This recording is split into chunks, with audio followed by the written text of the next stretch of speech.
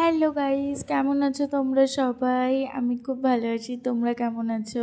আমি হসপিটাল থেকে লাঞ্চ টাইমে যখন বাড়িতে এসেছিলাম তখন ভাবলাম একটু ডাল সিদ্ধ করি, তাই জন্য ভাত দিয়ে খাওয়া যাবে, তাই জন্য একটু ডাল সিদ্ধ করে নিয়েছিলাম। তারপর আমি স্নান সেরে এসে পুজো দিয়ে নিয়ে এখন নিজে স্কিন কেয়ারে ঢুকে গেলাম। এই মিনিমাইজার সিরামটা আমার এত ফেভারিট, আর এই অ্যাকোলজিক্যালের ময়শ্চারাইজার সানস্ক্রিন আমার মোস্ট ফেভারিট।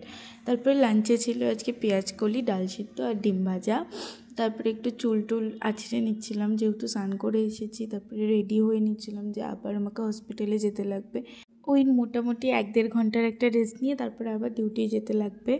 আর তোমাদের নতুন বছর কেমন কাটছে, কে কীরকমভাবে এনজয় করছো অবশ্যই আমাকে জানিও। আমি তো নতুন বছরে আমার ব্লগ চ্যানেল ওপেন করছি, তোমরা প্লিজ একটু আমাকে সাপোর্ট করো। এই ছোটো ছোটো ভিডিওগুলো একটু শেয়ার করো, একটু কমেন্ট করো, একটু লাইক করো, তাহলেই হবে।